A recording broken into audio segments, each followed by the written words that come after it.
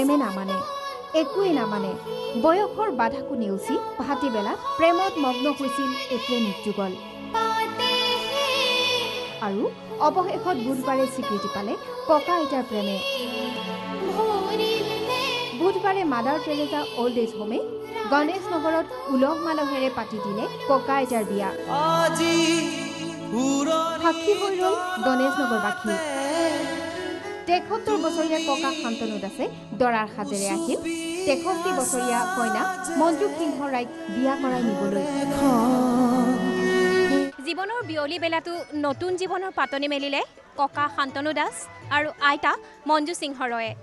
তেওঁলোকে বিয়া পাতি যুগ্ম জীৱনৰ ঘোষণা কৰিলে আৰু এই বিয়াখনৰ সাক্ষী হৈ ৰল গণেশ নগৰবাসী মই দেখ পছন্দ কৰিছো বেলেগ পছন্দ কৰে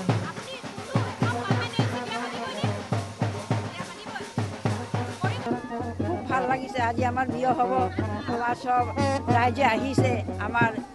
মিডিয়াবিলাক সব আহিছে আমাৰ ফটো তুলিব টিভি দেখাব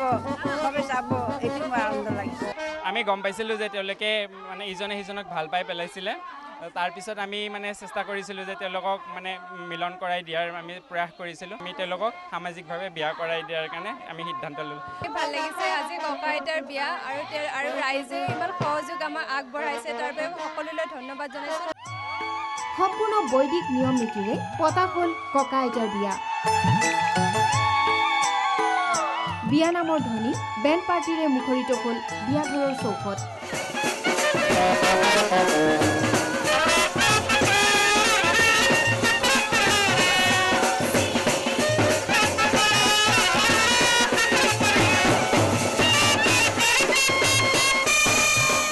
ককা আইতাৰ এই ব্যতিক্ৰমী বিয়াখন চাবলৈ সমাগম ঘটিল বহু দূৰ দূৰণিৰ লোকৰ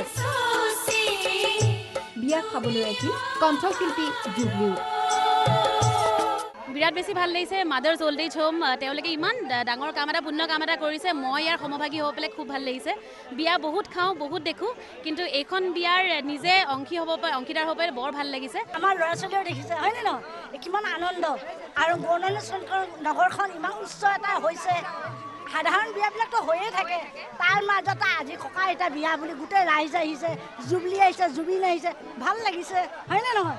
অগ্নিক সাক্ষী কৰি ককা আইতাই যুগ্ম জীৱনৰ পাতনি মেলিলে জীৱনৰ ফাটিবেলাটো নতুন জীৱনৰ সূচনা কৰিলে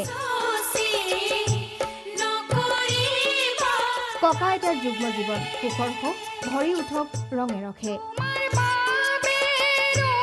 ভিডিঅ' জাৰ্নেলিষ্ট ৰিপুলৰ সৈতে পল্লৱী বৰা প্ৰাগ নিউজ গুৱাহাটী